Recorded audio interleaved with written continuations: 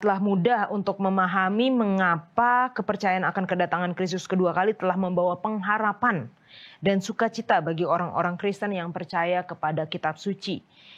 Ini mengarah ke depan kepada akhir dari penyakit, penderitaan kematian, akhir dari kemiskinan, ketidakadilan penindasan, akhir dari perselisihan, konflik, perang. Bahkan hal ini meramalkan dunia masa depan yang penuh kedamaian, kebahagiaan dan persekutuan yang kekal dengan Kristus dan orang-orang yang telah ditebus dari segala zaman untuk selama-lamanya. Dan tentunya bagi orang Kristen ini merupakan pengharapan yang sangat besar mengenai kedatangan Kristus yang kedua kali.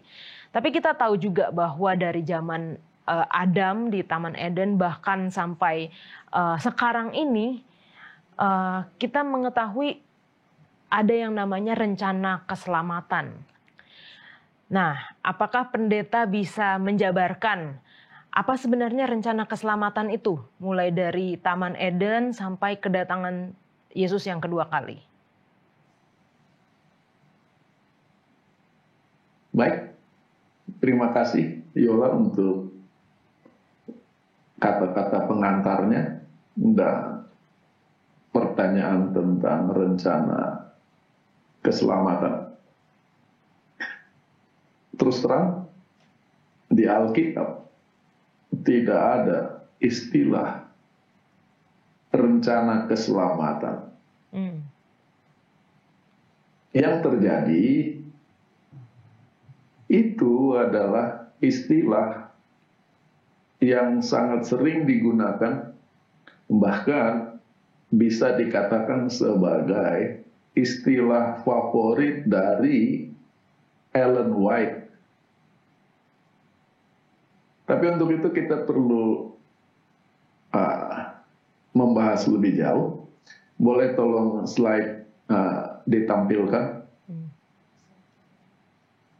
Apa yang ditampilkan di sini adalah salah satu contoh bagaimana Ellen White menggunakan istilah rencana keselamatan.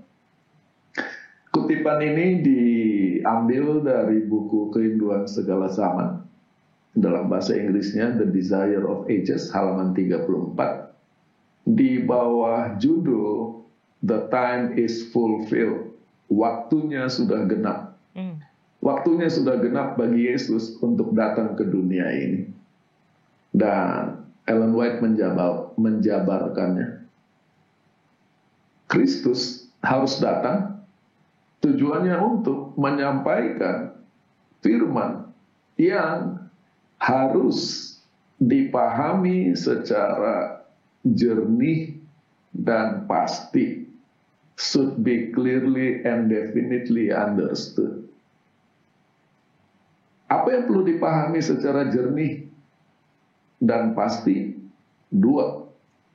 The principles of God's government. Prinsip-prinsip pemerintahan Allah. Dan yang kedua, the plan of redemption, rencana penebusan, the plan of redemption, must be clearly defined, harus dijabarkan secara jelas. The lessons of the Old Testament must be fully set before men. Pokok-pokok pelajaran dari Alkitab Perjanjian Lama harus diterangkan secara penuh kepada umat manusia. Yang saya mau beritahu dengan menunjukkan kutipan tadi, istilah yang digunakan oleh Ellen White adalah the plan of redemption. Yang secara literal harusnya rencana penebusan. Tetapi di lingkungan Gereja Advent di Indonesia, kata the plan of redemption diterjemahkan sebagai rencana keselamatan. Yang perlu kita simak dan bahas, rencana penebusan dengan rencana keselamatan adalah dua hal yang walaupun sepintas sama, tetapi mereka berbeda.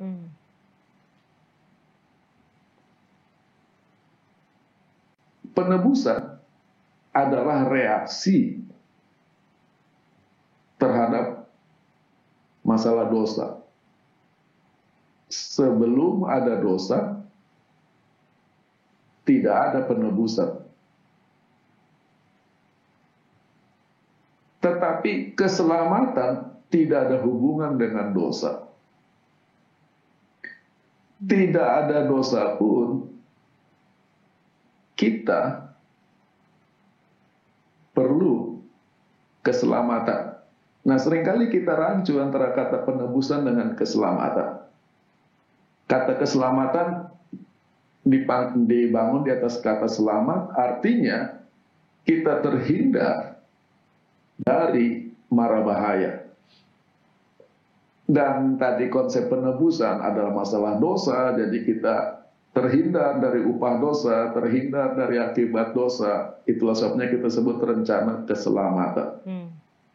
Yang makna sebetulnya kata keselamatan bukan penebusan. Dan ini bisa kita lihat di slide berikutnya. Oke. Boleh ditampilkan supaya bisa dibaca, ya. Kata keselamatan dibangun di atas kata selamat. Dan kata selamat yang masuk ke dalam bahasa Indonesia dari bahasa Arab adalah padanan atau sinonim dari kata Ibrani shalom. Dan kata shalom yang mana seringkali orang terjemahkan sebagai damai, di Alkitab kata shalom tidak pernah diterjemahkan sebagai damai saja, tetapi damai sejahtera. Nah, kata damai sejahtera yang merupakan konsep shalom dan konsep selamat, ini harus dipahami dalam kaitan kedua pihak. Damai adalah suasana hati, suasana pikiran, suasana lingkungan. Sejahtera adalah situasi kecukupan dan tidak berkekurangan, baik dalam bentuk keperluan fisik, makanan, minuman, keperluan, semua terpenuhi sejahtera. Keperluan emosi dan pikiran, damai. Nah, sekarang begini, orang bisa pikirannya damai, tetapi fisiknya tidak terpenuhi, maka sebetulnya damainya hilang. Jadi supaya bisa damai harus ada kesejahteraan. Tetapi di sisi lain ada orang bisa hidup sangat sejahtera, tetapi tidak punya kedamaian. Maka konsep shalom adalah ketika ada kedua unsur, damai dan sejahtera. Maka dibangun di atas konsep shalom, keselamatan adalah hal-hal yang berkaitan dengan kedamaian dan kesejahteraan. Tidak perlu ada dosa pun, Tuhan berencana supaya manusia bisa hidup damai sejahtera. Untuk itu, kita bisa baca ayatnya, boleh slide-nya ditampilkan di Yeremia 29 ayat 11. Sengaja saya tampilkan dalam bahasa Inggris dan bahasa Indonesia. Dalam bahasa Inggris dikatakan the thoughts, pikiran-pikiran. Yang mana dalam bahasa Indonesia diterjemahkan rancangan atau rencana. Dan kalau kita lihat, what are the thoughts? Apa rancangan-rancangan Tuhan bagi manusia? The thoughts of peace. Yang mana terjemahan bahasa Indonesia bukan rancangan damai, tetapi rancangan damai sejahtera. Karena itu kata shalom. Dan yang namanya damai sejahtera adalah modal untuk, bahasa Inggris, a future and a hope. Bukan hari depan yang penuh harapan, tetapi hanya ketika kita memiliki damai sejahtera, kita memiliki masa depan, dan kita punya pengharapan. Boleh di stop sebentar slide-nya dan kita akan kembali. Maka pertanyaannya sekarang, keselamatan yang dalam hal ini adalah hal-hal yang berkaitan dengan kedamaian dan kesejahteraan, itu adalah end goal or the beginning? Itu tujuan akhir atau awal? Nah, seringkali orang berpikir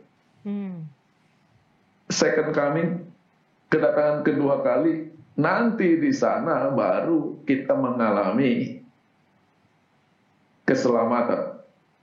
Jadi keselamatan ditempatkan sebagai akhir.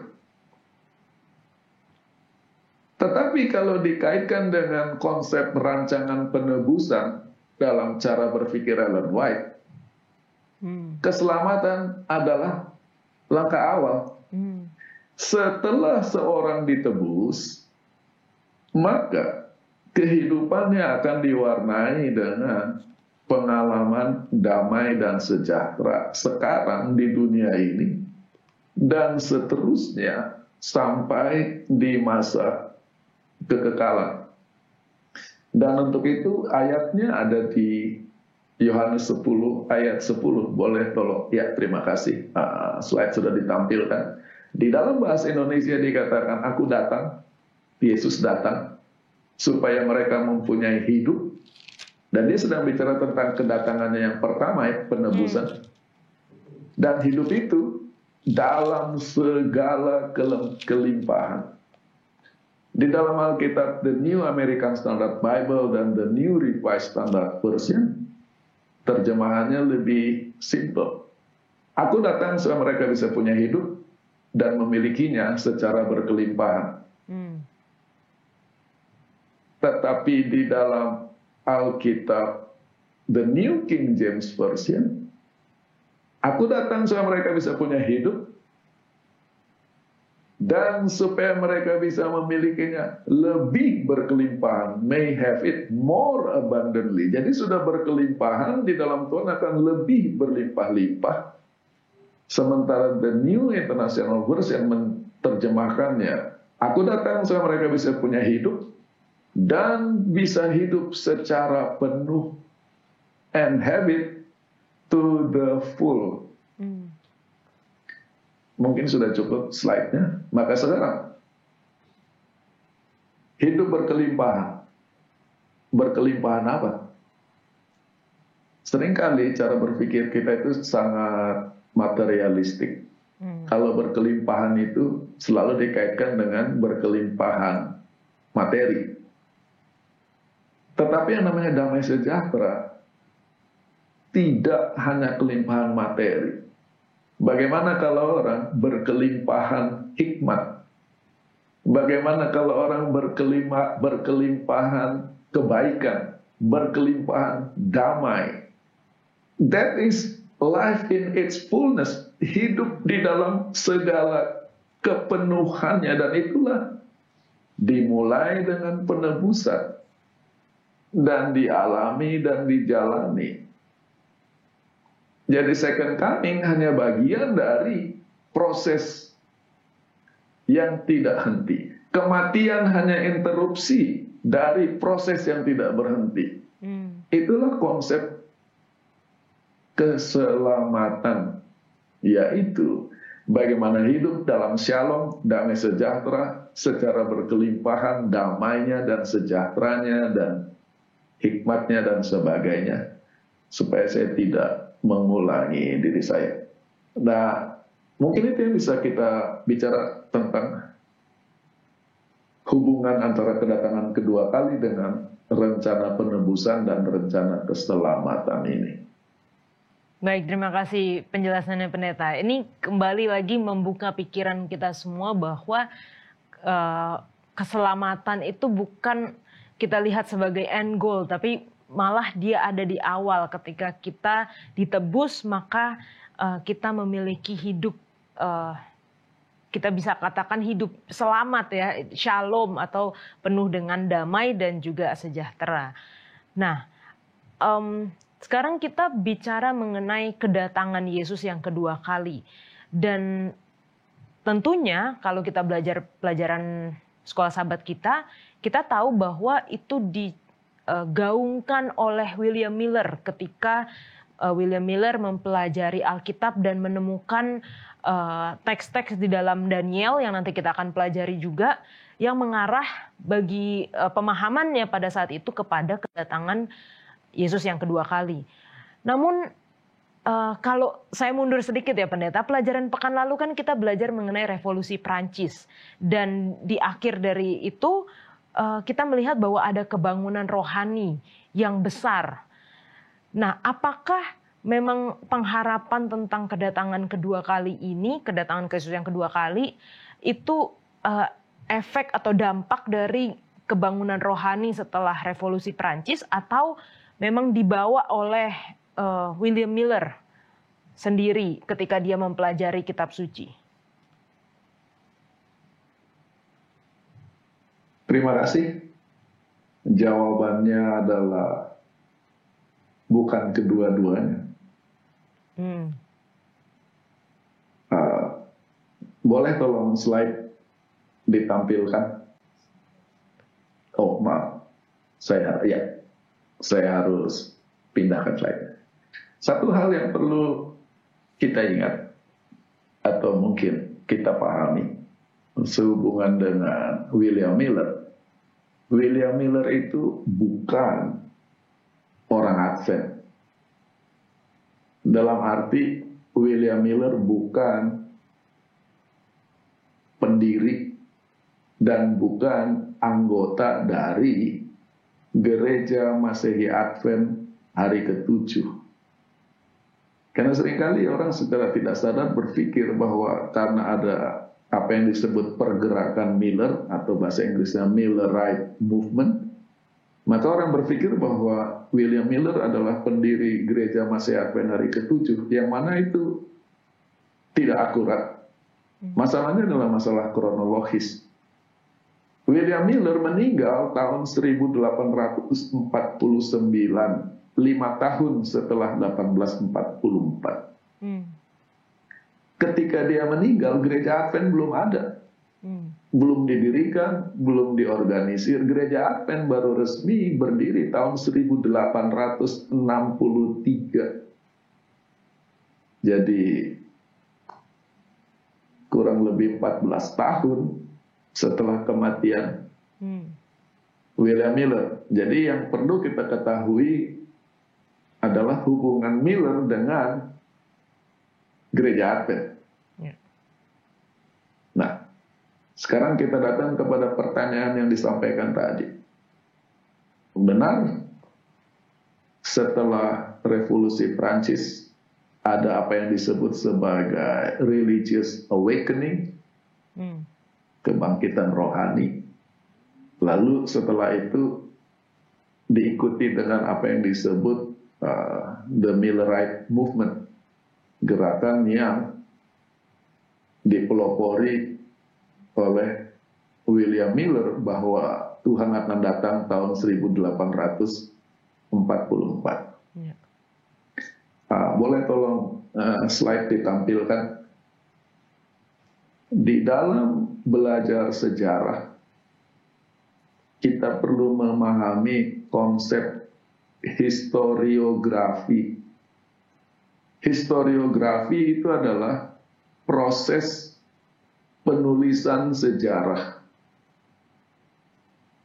Dan itu dilakukan oleh sejarawan. Ketika seorang sejarawan sedang menulis sejarah, maka sadar atau tidak, sengaja atau tidak, dia melakukan proses yang namanya amplification dan reduction. seperti amplifier, suara yang kecil bisa jadi dibesar-besarkan.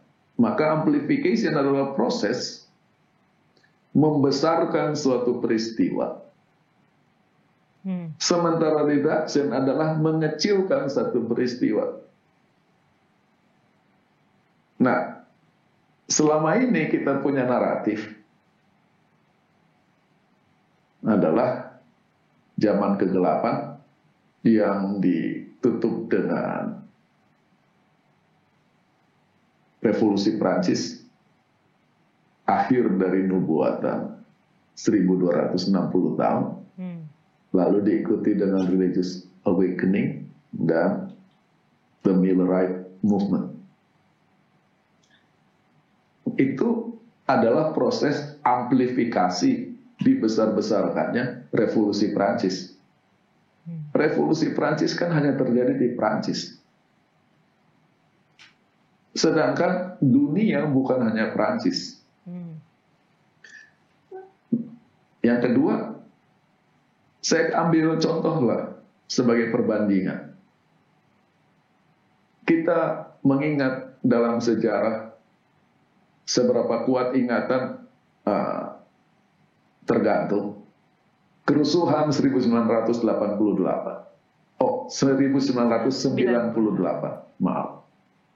Kerusuhan 1998. Sampai sekarang tokoh intelektualnya belum pernah ditemukan.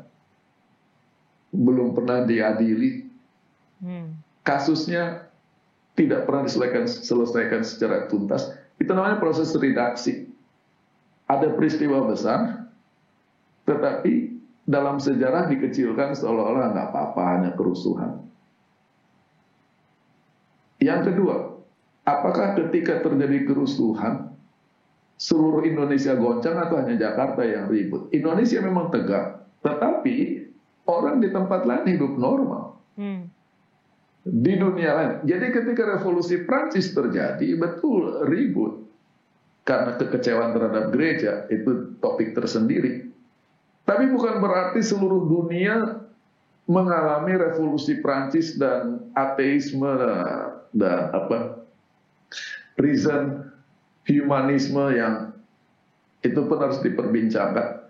Tidak seluruh dunia begitu. Jadi kebanyakan orang hidup normal dan masih setia dengan Alkitab. Itu satu. Jadi ini adalah proses amplification. Yang kedua, sayang, datanya terlalu rumit. Dunia merasa ada sesuatu yang akan terjadi sekitar 1840-an itu. Nah, kita harus hati-hati di sini bahwa mau tidak mau, saya bicara sebagai orang Indonesia, Advent. Jadi saya Indonesia dulu baru Advent. Bahwa yang namanya gereja Masehi Advent hari ke-7 itu adalah gereja yang dimulai di Amerika. Dan untuk jangka waktu yang cukup lama, mayoritas pemeluknya adalah orang Amerika. Jadi ini adalah agamanya orang Amerika. Agama Advent. Di mana salah satu ciri orang Amerika adalah mereka pikir dunia itu hanya Amerika. Kalau orang Indonesia diajak ngobrol, kita sadar bahwa di luar Indonesia masih ada Asia, Afrika, Eropa. Kita masih mencoba memahami apa yang terjadi di belahan dunia lain. Kalau orang Amerika, mereka pikir mereka the center of the world. Apa yang terjadi di Amerika hanya itu. Nah, itu sebenarnya kita dididik Millerite movement seolah-olah hanya William Miller yang bikin gerakan ini dan tidak ada yang lain, hanya dia satu-satunya. Yang mana orang seperti namanya Joseph Wolf sangat aktif memberitakan tentang kedatangan Tuhan di Timur Tengah. Di masa yang sama, Di lingkungan orang Yahudi ada sekte-sekte yang bicara akan terjadi kiamat. Jadi ini adalah gerakan dunia yang jauh lebih luas daripada Millerite Movement. Kenapa nama William Miller jadi penting? Amplifikasi oleh karena gereja Advent nanti lahirnya bukan dari Joseph Wolf, bukan dari gerakan-gerakan itu, tetapi dari kegiatan William Miller. Nah, sekarang kita akan pindah. Boleh tolong slide ditampilkan. Ada buku yang ditulis oleh ahli sejarah gereja Advent, namanya George Knight. Dia menulis buku judulnya A Search of Identity. Yang mana dalam buku ini yang dia bahas adalah perkembangan kepercayaan gereja Advent. Di dalam buku ini, George Knight secara apik, secara indah menjabarkan apa yang terjadi setelah kekecewaan 1844, di mana yang diharapkan Tuhan Yesus akan datang di awan-awan tidak terjadi. Maka reaksi itu bisa dibagi jadi 4 grup. Kita mulai dengan bagan yang paling kiri. Kalau ditanya, apa yang terjadi pada tanggal 22 Oktober 1844, grup pertama mengatakan, ternyata tidak ada kedatangan kedua kali. No second advent. Lalu, reaksi sambungannya, jadi bagaimana dengan nubuatan yang selama ini kamu beritakan? Nomor 1, ternyata tahun 1844 itu adalah tanggal yang salah. Yang kedua, nubuatan itu ternyata salah. Ketika mereka katakan bahwa tanggal itu salah dan nubuatan itu salah, maka tindak lanjutnya adalah mereka membuang keyakinan mereka. Dan orang yang reaksinya seperti ini menurut George Knight adalah puluhan ribu. Inilah mayoritasnya. Dan mayoritas dari mereka meninggalkan iman Kristen sama sekali karena terlalu kecewa. Minoritas kembali ke gereja sebelumnya. Itu grup pertama. Grup yang paling besar. Grup kedua, ketika ditanya, apa yang terjadi 22 Oktober 1844? Oh, tidak ada kedatangan yang kedua kali. Jadi, bagaimana hubungannya dengan nubuatan? Tahun 1844 adalah tanggal yang salah, the date is invalid, tetapi nubuatannya benar bahwa Yesus akan datang. Reaksi mereka membuat tanggal-tanggal lagi, sibuk bikin tanggal, sibuk bikin perhitungan nubuatan kapan Yesus akan datang. Dan sampai sekarang ada orang yang kerjanya bikin tanggal Yesus akan datang terus. Dan jumlah mereka adalah beberapa ratus.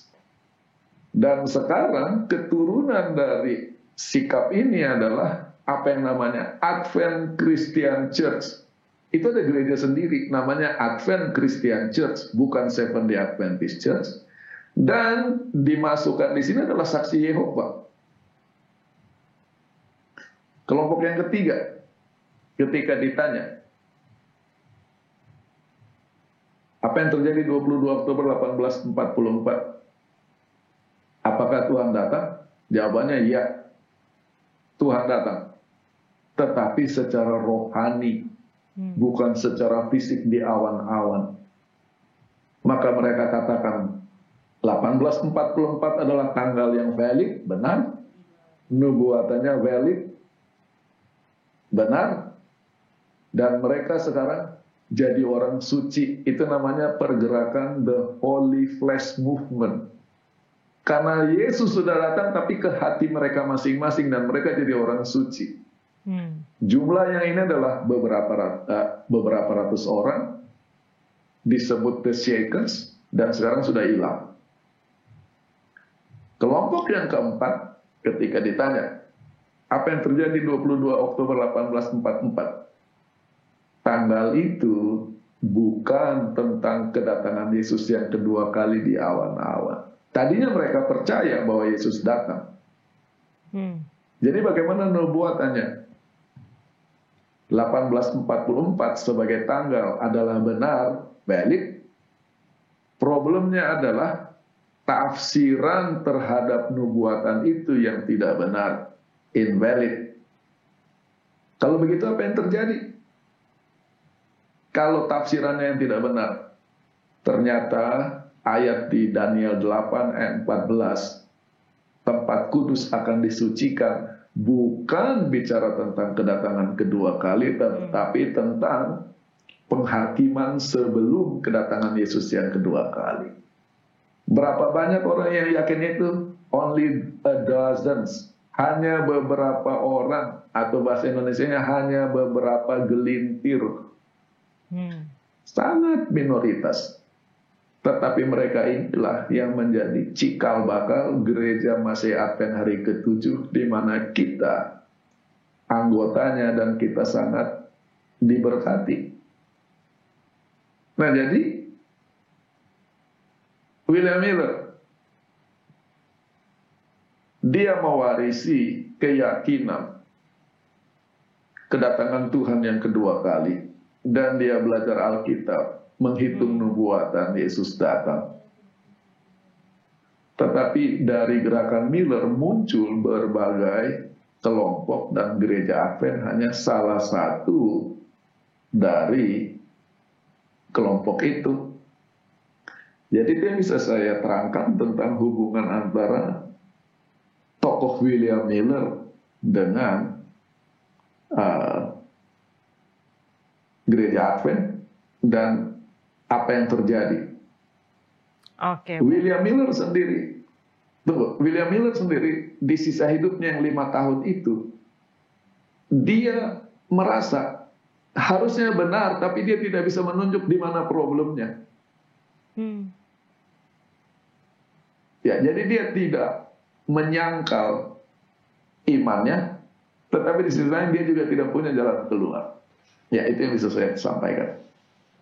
Baik, Pendeta. Wah, ini penjelasan yang luar biasa. Kita lebih mendalami lagi mengenai kejadian di 22 Oktober dan apa yang terjadi setelahnya. Terlebih lagi bahwa di tahun 1840-an itu ada banyak ternyata yang terjadi di belahan dunia yang lain ya, Pendeta ya? Benar. Oke. Ya. Nah, tadi Pendeta sudah mention juga mengenai Daniel 8 ayat 14, nubuatan 2300 petang dan pagi. Dan ini adalah hal yang dipelajari oleh William Miller, dan kita saat ini secara khusus gereja Masih Advent hari ke-7. Kenapa nubuatan ini sangat penting? Saya yakin banyak dari jemaat di gereja Advent ini mengetahui isi dari nubuatan 2300 petang dan pagi. Walaupun mungkin ada juga yang belum tahu, namun mungkin boleh Pendeta berikan penjelasan kenapa ini penting. Apakah memang ini penting semua orang Advent harus tahu, Pendeta? Orang Advent harus tahu atau kita jadi Advent karena ayat ini? Ya, baik. Untuk itu saya minta tolong kepada Yola untuk membaca Alkitab. Ayatnya tidak ada di screen. Keluaran 25 ayat 8. Oke. Ini mengenai bait suci ya, Pendeta ya. Keluaran 25 ayat yang ke-8. Dan mereka harus membuat tempat kudus bagiku supaya aku akan diam di tengah-tengah mereka. Ada berapa kata kerja di ayat itu? Membuat, diam. 2. Terima kasih. Ya, 2. Apakah kata kerja itu dilakukan oleh pihak yang sama? Berbeda, pendeta. Satu bangsa. Kata kerja yang pertama dilakukan oleh siapa? Bangsa Israel, dan yang kedua oleh Tuhan. Okay. Oleh siapa? Oleh Tuhan. Terima kasih. Cara baca ayat ini bisa dua cara. Yaitu, cara yang umum orang pahami adalah berurutan. Kamu bikin kemah kudus, kalau kemahnya sudah selesai, saya akan tinggal di kemah itu, dan itulah yang aku diam di antara mereka. That is one way of reading the text. Cara baca yang kedua adalah simultan. Pernah atau tidak kita pikirkan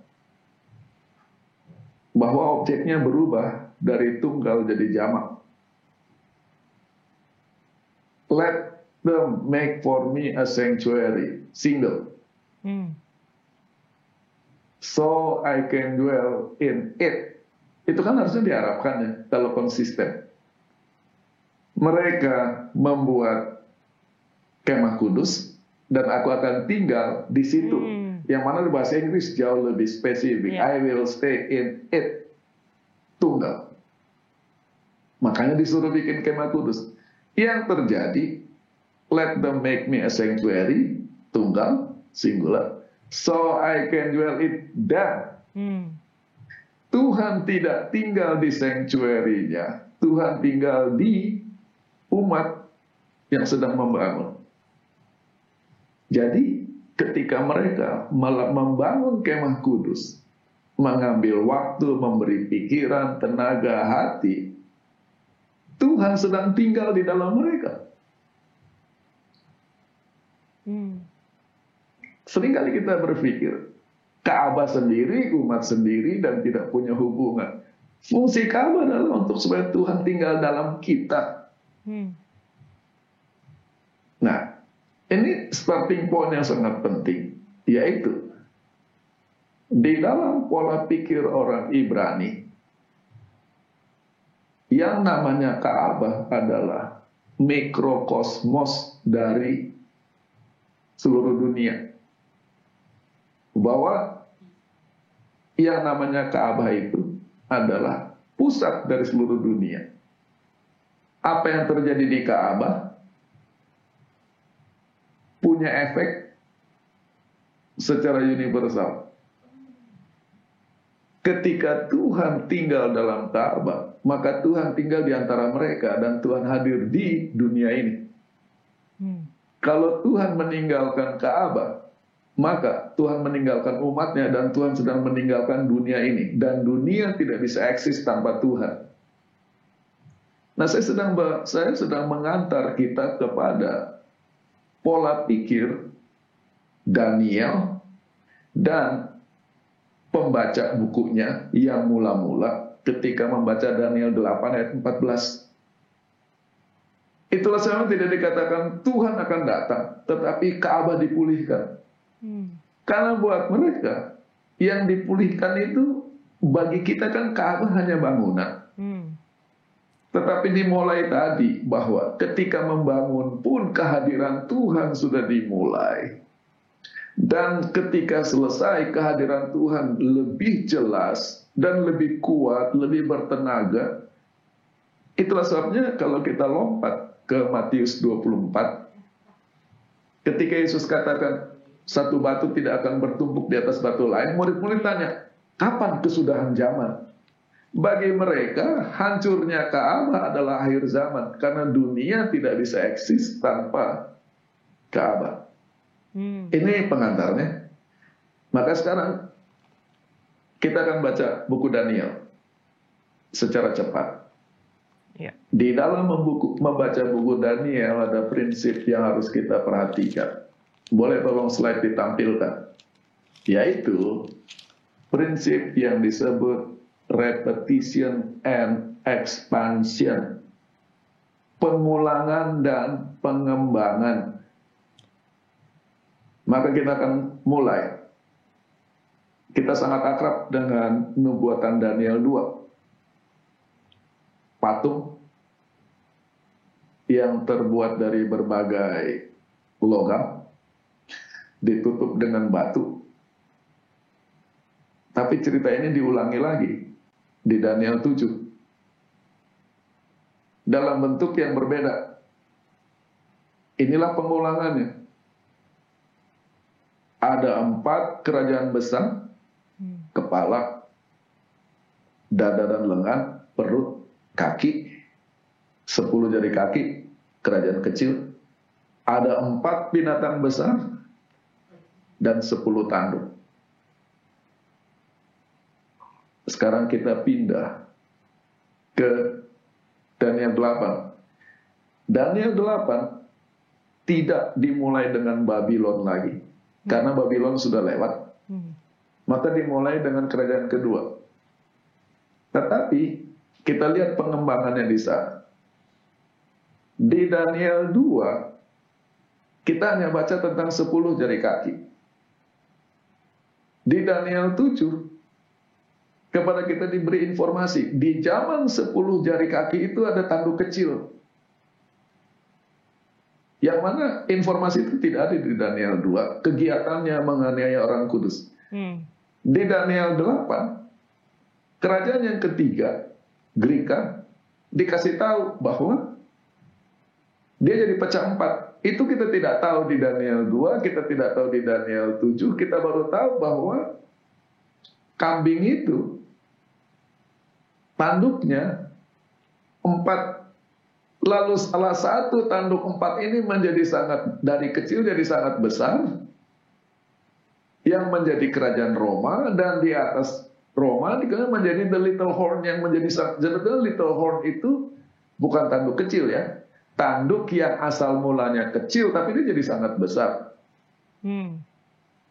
Yang saya mau kasih tunjuk di Daniel 2 bicara tentang runtuhnya batu yang menghancurkan patung. Di Daniel 7 bicara tentang kedatangan seperti anak manusia di awan-awan. Di Daniel 8 bicara tentang penyucian Ka'bah. Dan itu secara konsisten adalah hal yang sama. Tetapi di Daniel 7, kalau di Daniel 2 hanya batu datang, selesai. Di Daniel 7, sebelum kedatangan anak manusia ada penghakiman di sorga. Dan di Daniel 8, penyucian Ka'bah itu menyangkut penghakiman dan pemulihan. Sekarang kita pindah lebih jauh lagi. Slide tolong ditampilkan. Ini bukan rencana keselamatan, tetapi pekerjaan keselamatan. Daniel 7, 8, dan 9. Menunjukkan berbagai sisi dari pekerjaan keselamatan. Di Daniel 7 bicara penghakiman. Di Daniel 8 bicara tentang pengampunan, penyucian Ka'bah. Mengikuti hari raya penyucian Ka'bah di buku Imamat. Di Daniel 9, pengampunan dan penyucian itu dan penghakiman bisa efektif hanya dengan kematian Sang Mesias sebagai korban. Itulah hubungan antara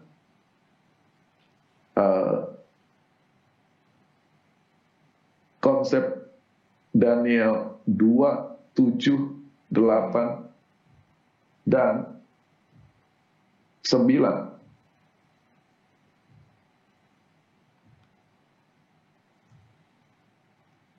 Sekarang kita akan bergerak lebih jauh lagi, yang mana bagi saya akan menarik, mudah-mudahan juga akan menarik bagi Yola dan bagi pemirsa. Kita akan mulai dengan membaca ayat di Daniel 7 ayat 25. Daniel 7 ayat 25. Saya saja yang baca supaya cepat. Tanduk kecil itu, oke, saya harus perbaiki. Tanduk yang tadinya kecil, sekarang sudah jadi besar, punya 3 kegiatan. Mengucapkan perkataan yang menentang yang maha tinggi, jadi ke sorga dia berulah. Kedua, menganiaya orang-orang kudus milik yang maha tinggi, di dunia dia berolah. Dan yang ketiga, dasar pemerintahan Tuhan mau dia rubah, berusaha untuk mengubah waktu dan hukum. Lalu diberi kepada kita informasi tentang jangka waktu, yang mana di Alkitab bahasa Indonesia diterjemahkan sebagai 1 masa, 2 masa, dan setengah masa. Yang mana dalam bahasa Inggris terjemahannya adalah a time, times, bukan 2, tapi times, jamak, lalu half a time. Yang mana secara buta-buta kita sebut 3,5 tahun. Yang mana aslinya adalah 1 masa, 2 masa, dan setengah masa. Yang mana kalau ditambah memang jadi 3,5. Tetapi ini punya dinamika. Karena dalam bahasa Inggrisnya dikatakan a time, and times, and half a time. Mungkin slide-nya sudah bisa disimpan dulu. Sebelum kita lompat kepada hitung-hitungan nubuatan, kita perlu memahami prinsipnya. A time, times, and half a time. Yang mana kalau mau diterjemahkan secara literal, 1 kali, 2 kali lipat, dan setengah. Itu adalah suatu proses yang disebut a broken numerical progression. Jadi angkanya harusnya berkembang, tapi jadi patah. Broken numerical progression. Saya kasih ilustrasi. Orang mau lomba lari 100 meter, sprint. Maka aba-abanya adalah 1, 2, 3. Yang mana 3 adalah lari. Yang terjadi ketika dikatakan 1, kesiapan pelari itu adalah jumlahnya 1. Ketika dikatakan 2, persiapan dia 2 kali lipat dari yang pertama. Dan ketika dikatakan 3, kesiapan dia 3 kali lipat dari yang pertama. Itulah dia siap untuk melesat lari secepat-cepatnya, kan? Nah, kuasa kejahatan menguasai dunia. 1, tambah hebat 2 kali lipat. Ketika dia hampir sukses, mau 3, gantinya 1, 2, 3, 1, 2, setengah. Jatuh. Inilah kabar pengharapan bahwa sehebat-hebatnya kegelapan dan kejahatan di bumi dan kelihatannya tidak ada yang bisa menghalangi, ketika dia mau sukses, Justru dia roboh. Itulah roboh-roboh Babylon. Jadi sebelum kita hitung-hitungan, kita perlu pahami konsep ini dulu. Nanti ketika dunia sedang gelap-gelapnya dan ketika kelihatannya pengharapan sudah tidak ada, karena mau 1, 2, 3, justru 1, 2, setengah. Oke. Dari situ baru kita berkembang ke hitung-hitungannya. Boleh tolong slide ditampilkan?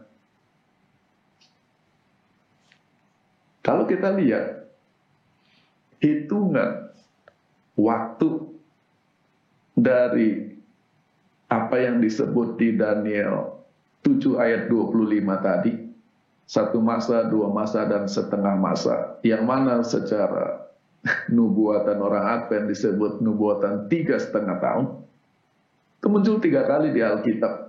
Daniel 7 ayat 25, Daniel 12 ayat 7, dan Wahyu 12 ayat 14. Jumlah waktu yang sama ditampilkan dalam bentuk hitungan bulan muncul 2 kali, 42 bulan. Wahyu 11 ayat 2 dan Wahyu 13 ayat 5. Jumlah waktu yang sama ditampilkan dalam bentuk hari muncul 2 kali. Wahyu 11 ayat 3 dan Wahyu 12 ayat 6. Pertanyaan kepada moderator, Saudari Yola Tanar, berapa kali hitungan nubuatan ini muncul di Alkitab? Yang mana pendeta? Yang 3,5 atau yang Daniel? Yang semuanya ini kan itu jangka waktu yang sama. 3,5, 42 bulan, 1260 hari itu kan waktu yang sama. Berarti 7 kali pendeta. Dijabarkan berbeda-beda. Berapa kali? 7 kali pendeta. Bukan satu kebetulan ya. Munculnya 7 kali di Alkitab. Mau dibaca sebagai betapa sempurnanya zaman kegelapan bisa. Itu kalau orang salah baca nubuatan. Tetapi kalau dibaca dalam konsep 1, 2, setengah broken numerical progression adalah betapa sempurnanya kepastian bahwa kebenaranlah yang akan muncul sebagai pemenang di akhir dari semua ini. Yang saya mau kasih tunjuk, sementara nubuatan itu muncul 7 kali dalam berbagai bentuk, yang namanya nubuatan 2300 petang dan pagi hanya muncul 1 kali, tapi lebih panjang.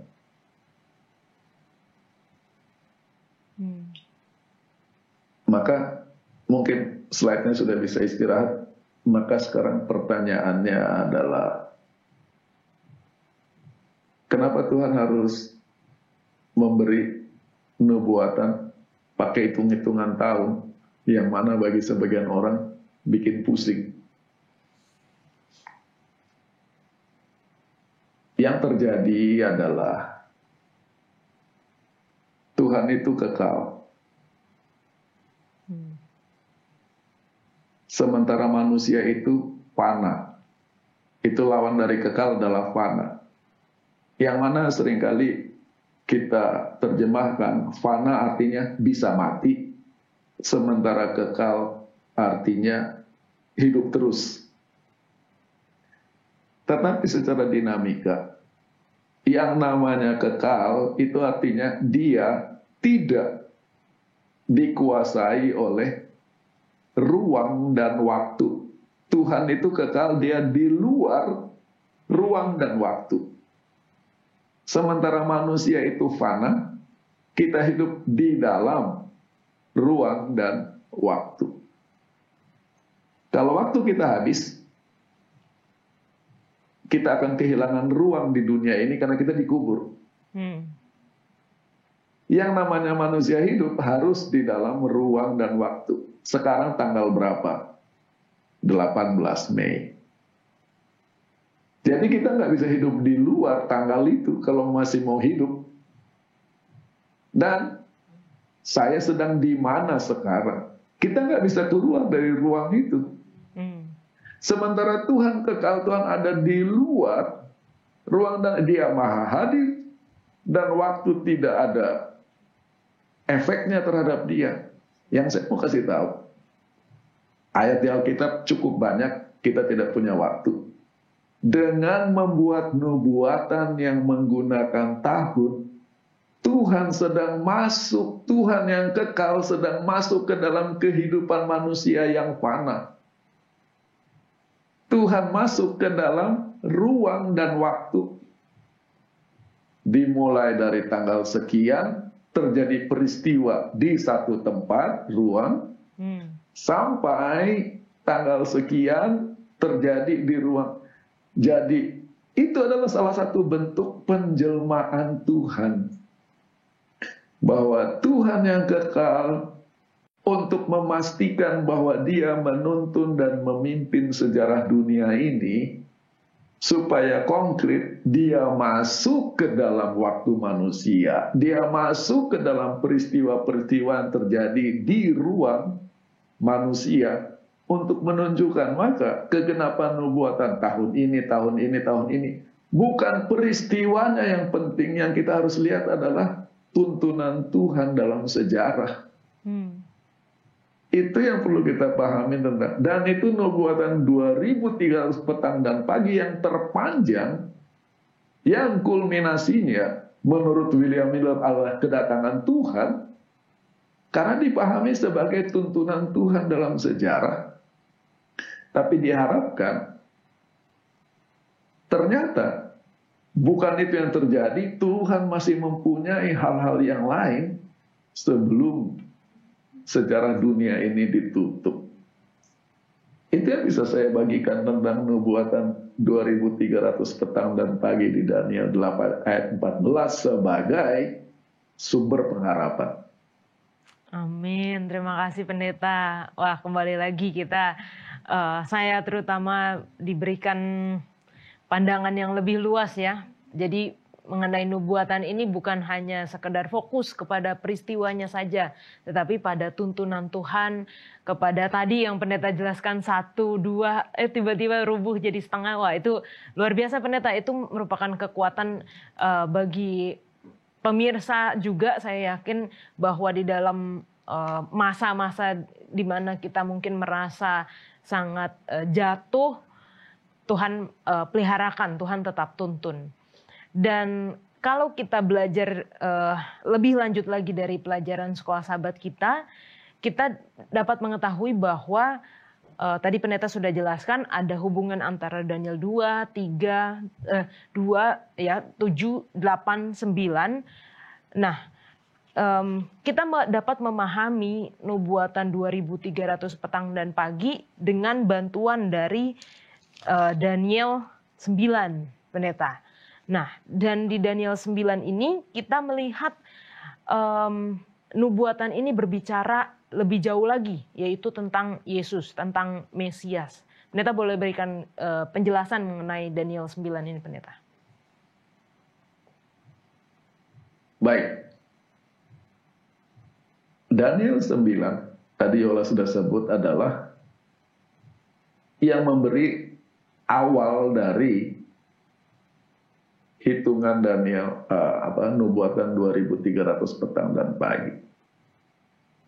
Tapi sebelum kita sampai ke sana, kita harus mengerti dinamika Daniel 9 bagi Nabi Daniel sendiri.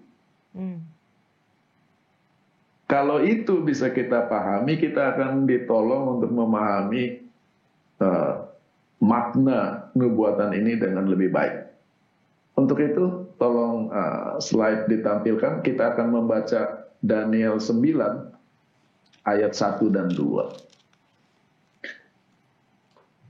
Pada tahun pertama pemerintahan Darius, anak Ahasveros, yang adalah keturunan Media, yang menjadi raja di wilayah orang Kasdim, Babylon. Pada tahun pertama pemerintahannya, aku Daniel memahami melalui buku jumlah tahun yang dispesifikasi oleh firman Tuhan melalui Nabi Yeremia, yaitu 70 tahun kehancuran Yerusalem. Jadi kita mulai dengan angka 70 tahun ditentukan untuk kehancuran Yerusalem. Di ayat 2, Daniel menyebut Nabi Yeremia.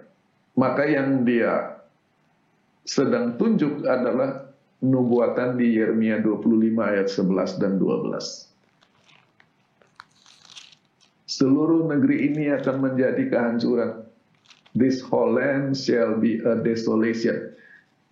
Bagi Anda coba perhatikan di slide kata pembukaan dari ayat 11 dengan kata penutup di Daniel 9 ayat 2. Desolation di sana, desolation di Daniel 9. Maka menunjuk bahwa Daniel sedang mengutip Yeremia 25 ayat 11. Yang mana jumlahnya menurut ayat 11, 70 tahun. Nah, di ayat 12 dikembangkan. Maka akan terjadi ketika 70 tahun sudah genap, aku akan menghukum Raja Babel dan bangsa itu. Disinilah problemnya, yaitu Babylon sudah dihukum. Karena Daniel mengatakan sekarang zamannya Darius yang menjadi raja di wilayah orang Babel, Kasdim. Babylonnya sudah dihukum, tapi Yerusalemnya belum dipulihkan. Dan dia kan, I understood, nubuatannya harusnya kegenapan dua-duanya, yaitu Babylon dihukum dan the whole land, the Holy Land, the Holy City, Yerusalem dipulihkan. Maka kita baca di Daniel 9 ayat 19 betapa intensnya Daniel berdoa sehubungan dengan kegenapan nubuatan yang tertunda. Tentang Babylon sudah digenapi, tentang Yerusalem belum. Maka dia berdoa, ya Tuhan, sendengkanlah telinga. Ya Tuhan, ampunilah. Ya Tuhan, dengarkan dan bertindaklah. Jangan tunda-tunda demi Engkau, ya Allahku, demi kotamu dan demi umatmu yang dipanggil dengan namamu. Jadi Daniel mendesak Tuhan untuk bertindak. Satu, untuk memuliakan namanya, kalau itu digenapi. Untuk melakukan sesuatu kepada kotanya Tuhan. Dia tidak katakan kota kami, tapi your city. Itu doa yang sangat cerdas. Dan dia tidak katakan pulihkanlah kami, tetapi your people, umatmu. Maka sekarang yang berkepentingan Tuhan.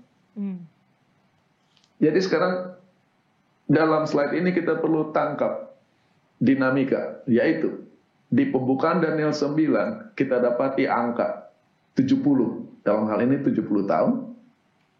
Di Daniel 9 ayat 19 kita temukan beban Daniel, yaitu kotanya dan umatnya, bangsanya. Maka sekarang kita lihat apa yang disampaikan oleh malaikat Gabriel kepada Daniel di Daniel 9 ayat 24. Sayangnya ketika diterjemahkan dinamikanya hilang.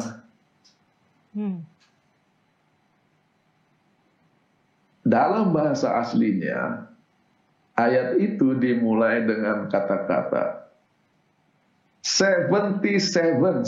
Itu sebetulnya 70. Bahasa Indonesia kan tidak ada kata jamak. Jadi kalau bahasa Indonesia kan jamak cuma diulang. Jadi 77. Angka 70 itu dari mana? Dari 70 tahun yang Daniel doakan. Kan 70 tahun sudah genap. Sekarang kegenapannya. Tapi kita bacanya 70 minggu. 70 weeks. Yang mana itu adalah tafsiran. 70 kali 7 ditentukan untuk satu, bangsamu, dan untuk kotamu yang kudus. Jadi tadi Daniel berdoanya kepada Tuhan, your people, your city. Sekarang Gabriel mengatakan, Daniel, nggak usahlah pura-pura. Kamu berkepentingan kepada bangsamu dan kotamu. Ya, jadi kata your ini berubah dari Tuhan kepada Daniel. Ini hanya intermezzo. Yang uniknya, 70 kali 7 ditentukan. Bagi bangsamu dan bagi kotamu, ada 7 rencana Tuhan di sana. Untuk menuntaskan pelanggaran, untuk menyelesaikan dosa, untuk membersihkan pemberontakan, untuk mendatangkan kebenaran yang kekal, untuk memeteraikan penglihatan, untuk memeteraikan nubuatan, dan untuk mengurapi yang Maha Kudus.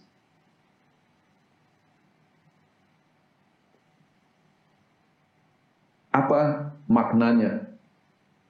Dan kita bisa jago nubuatan, tapi kalau kita hilang ini, sia-sia. Daniel hanya rindu melihat bangunan fisik kota Yerusalem dipulihkan. Dan itu dikerjakan oleh Nehemia. Temboknya dibangun, orang pulang, rumah-rumah dibangun kembali, bangunan fisik. Tetapi sekarang, Gabriel atas pengutusan Tuhan membuka wawasan pikiran dan rohani Daniel lebih luas lagi. Kamu sangat berkepentingan dengan bangunan fisik. Jauh lebih penting dari pembangunan fisik adalah pembangunan rohani. Bagi bangsamu, bagi kotamu. 3 yang pertama. To finish transgression, to make end of sins, to make reconciliation for iniquity. Jadi pelanggaran, dosa, dan pemberontakan mendatangkan kebenaran yang kekal, everlasting righteousness. Inilah beban yang harus lebih penting. Mungkin slide-nya cukup. Maka, sementara kita menanti kedatangan Tuhan, apakah kita hanya sibuk dengan satu tanggal? Yang kedua dengan peristiwa-peristiwa sejarah dunia seperti yang dilaporkan di televisi dan di koran-koran? Atau kita melakukan kebangunan rohani seperti yang dipesankan di Daniel 9 ayat 24. Mengakhiri dosa, pelanggaran, pemberontakan, mendatangkan kebenaran yang kekal, memeteraikan penglihatan dan nubuatan. Sementara kita menanti kegenapan nubuatan, hidup kita adalah diberkati oleh nubuatan itu ketika kita mendekatkan diri kepada Tuhan. To anoint the most holy. Dan dalam aktivitas inilah hidup kita jadi penuh pengharapan, motivated by hope. dimotivasikan oleh pengharapan. Bukan harapan saya masuk surga, tetapi hidup saya sekarang penuh harapan karena saya bisa melihat Tuhan hidup di dalam saya dan Tuhan sedang bekerja di dalam saya dan bagi saya. Ya, inilah pentingnya Daniel 9 sebagai asal mula dari 2300 petang dan pagi dan prinsip yang sama. Baik. Perlu diterapkan kepada umat Tuhan yang menantikan dan melihat kedatangan Tuhan yang kedua kali. Baik, terima kasih. Silakan Yola. Terima kasih Pendeta untuk penjelasannya. Kembali lagi kita diingatkan akan esensi dari nubuatan itu, akan bagaimana kita hidup ketika kita sudah mengetahui nubuatan, tapi bagaimana kita hidup di dalamnya, bagaimana kita menghidupkan apa yang tertulis di dalam nubuatan itu. Dan ini menjadi satu mungkin pertanyaan Pendeta, bagaimana kalau memang kita hidup sekarang ini adalah hidup di dalam Tuhan, kita hidup kata orang kan kalau misalnya kita mau jadi orang suci di surga, kita harus jadi orang suci di dunia terlebih dahulu. Lalu pengharapan atau motivasi yang benar akan pengharapan kedatangan Yesus yang kedua kali, tentang surga ini seharusnya seperti apa sebagai orang Kristen, Pendeta?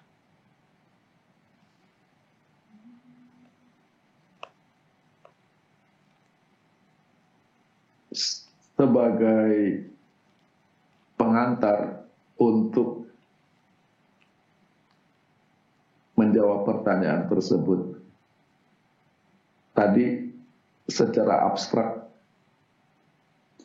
saya coba terangkan bahwa fungsi nubuatan yang menggunakan tanggal dan tahun di Alkitab adalah cara Tuhan untuk menunjukkan bahwa Dia yang kekal dan Dia yang di luar dari kehidupan manusia memilih masuk ke dalam hidup manusia. Itu abstraknya melalui tanggal-tanggal. Konkretnya adalah pesan di Daniel 9 ayat 24. Sedihnya, dalam doa Daniel di ayat 19, Tuhan dengar, Tuhan lihat, Tuhan bertindak. Jadi dalam doa Daniel yang aktif itu Tuhan.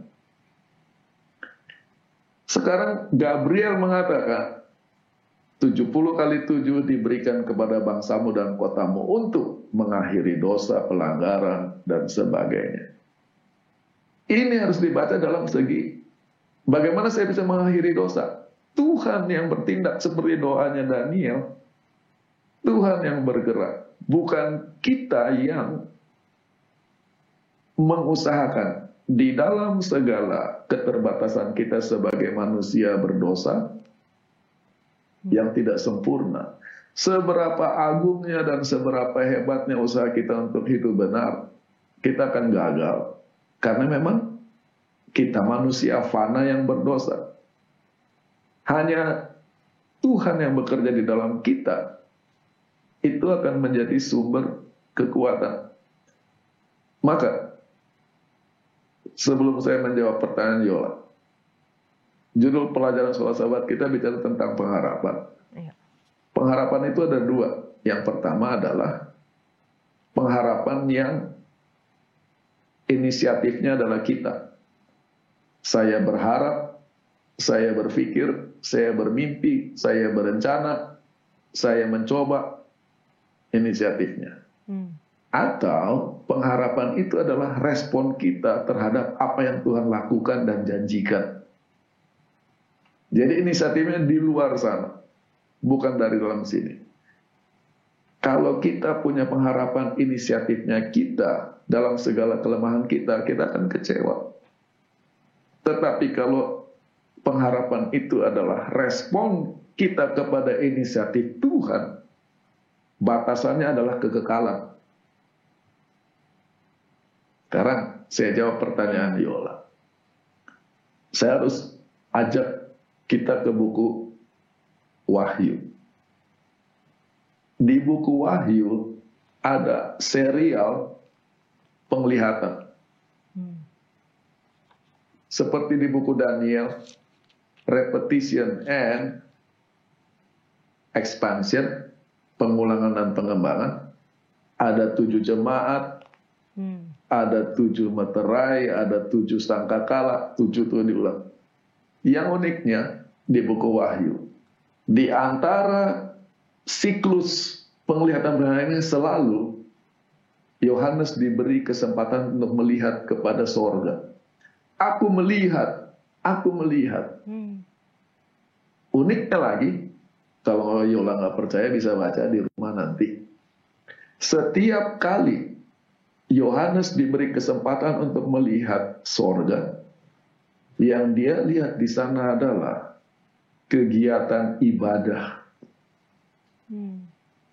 Menyembah, memuji Tuhan, Engkau layak untuk menerima hormat, kuasa.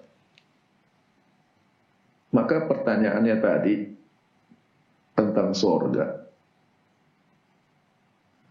Menggunakan definisi hidup suci sangat berat.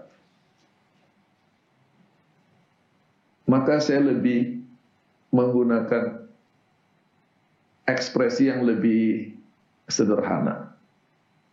Kalau orang tidak suka Tuhan, di sorga akan frustrasi. Karena hidup di sorga berpusat kepada Tuhan. Yang dipuji-puji itu Tuhan terus. Maka orang yang biasa haus pujian, loh kapan saya dipujinya, kok Tuhan terus? Dia akan kecewa di sorga. Kalau orang yang tidak suka Tuhan dengan sifat-sifatnya, di sorga dia akan kecewa. Kok minat orang nggak seperti minat saya? Bayangkan kalau kita ditempatkan di satu tempat yang kita tidak senang. Maka teori relativitasnya Einstein jalan. Waktu yang pendek terasa sangat panjang karena kita tidak senang. Tetapi kalau kita sedang sangat cocok dan senang, waktu yang panjang terasa pendek. Sekarang bayangkan orang yang tidak suka Tuhan, suruh hidup kekal di sorga. Maka secara pengalaman, sorga itu lebih merupakan neraka bagi mereka daripada sorga. Itulah sebabnya di dalam kasihnya, orang-orang ini ya sudah, nggak usah hiduplah daripada kamu menderita di sorga. Maka pertanyaannya bukan apakah saya hidup suci. Apakah Tuhan bagimu? Apakah Tuhan menimbulkan antusiasme, pengharapan, kesukaan, sukacita, atau Tuhan lebih merupakan problem dan beban dan rasanya ingin hidup jauh dari Tuhan supaya bisa saya nyaman? Sorga adalah kesinambungan dari hubungan kita dengan Tuhan di dunia ini. Dan bukan satu kebetulan. Di buku Kejadian, Kain membangun kota, dan kota yang dia bangun diberi nama cucunya yaitu Henok. Kain yang hidup jauh dari Tuhan, dia mencari perlindungan dalam kota yang dia bangun sendiri. Itulah perlindungan dia. Henok nama kotanya. Tetapi keturunan yang ketujuh dari Adam, namanya Henok juga, mencari makna hidup dalam berjalan bersama Tuhan. Dan karena dia berjalan bersama Tuhan, maka dia tidak ada lagi karena Tuhan mengambil dia.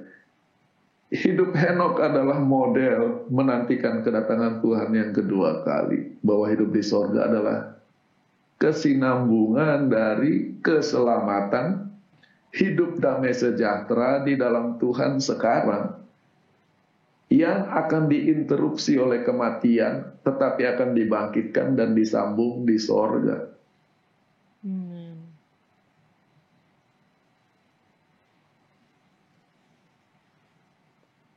Oke. Puji Tuhan, Pendeta, untuk penjelasannya. Saya sampai nggak bisa berkata-kata ini, Pendeta. Karena artinya seperti Henok lah, kita harus hidup menantikan Yesus datang yang kedua kali. Bukan hanya berfokus kepada tanggal-tanggal nubuatan, tetapi bagaimana kita mengekspresikan, menyukai atau Tuhanlah menjadi yang utama di dalam kehidupan kita.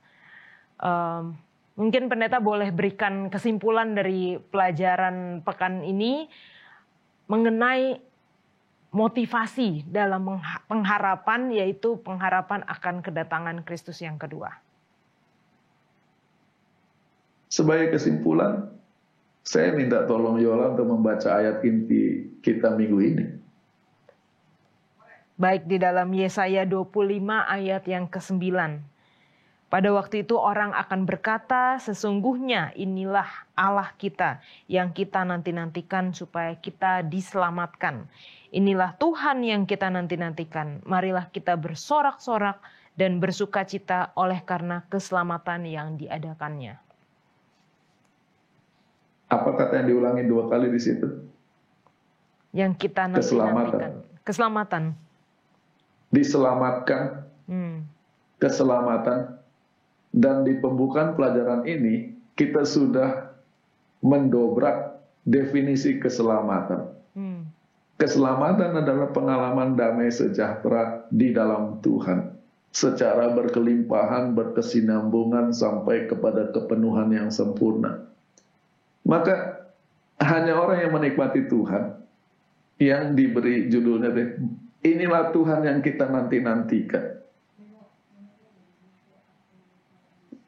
Apakah kita menikmati Tuhan? Dan definisi damai sejahtera kita, apakah damai yang kita bangun sendiri, kesejahteraan yang kita bangun sendiri, atau damai sejahtera di dalam Tuhan? Itu adalah pertanyaan bagi masing-masing kita. Kita sudah baca, sudah dengar tadi, sudah kita bahas cerita besar, the grand narrative, bagaimana Allah yang kekal itu masuk ke dalam dunia kita. Maka respon kita sebagai umat Tuhan itu apa? Mau hidup dalam Dia, menanti-nantikan Dia, berjalan bersama Dia, menikmati damai sejahtera bersama dan di dalam Dia. Itulah yang akan membuat, nomor 1, hidup sekarang ini jadi penuh pengharapan. Dan yang kedua, kedatangan Tuhan dilihat sebagai pengharapan yang diberkati, a blessed hope, kata pelajaran sekolah sahabat kita. Mungkin untuk kali ini itu saja dulu yang bisa saya sampaikan, dan mudah-mudahan ada gunanya.